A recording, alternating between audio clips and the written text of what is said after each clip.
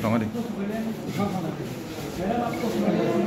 আমরা এখানে আলোচনা করছি। আমাদের ডিএম ম্যাডাম আছেন, এখানে এসসি সাহেব আছেন, আরও অনেক অফিসার এখানে বিডিও আছেন, এসডিএম সাহেব আছেন এবং আমাদের কি প্রমোটার থেকে নেতৃবৃন্দ আছেন।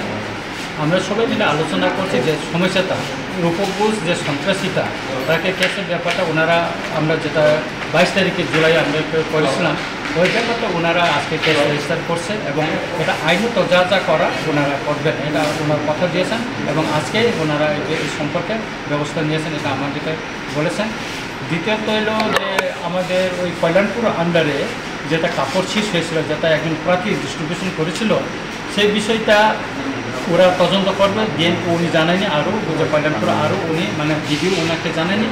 আগামীকাল যেটা এসপি সাহেব এবং ডিএম সাহেব ওনাকে গিয়ে ওই বিষয়টা ওনারা দেখবেন, দেখে এই ব্যাপারটা আমাদেরকে রাইতেন ওনারা জানাবেন এই বিষয়টা কী কী করা হয়েছে এবং ফাদার যদি ওনার কোনো গল্টি থাকে ওনারা আইনত একটা ব্যবস্থা নেবেন।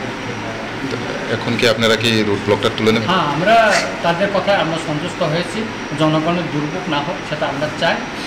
তাই জন্য আমরা সবাই মিলে আমাদের নেতৃবৃন্দের সঙ্গে আলোচনা করে আমরা সন্তুষ্ট হয়ে আজকে আমরা রুট ব্লকটা তুলে নিচ্ছি।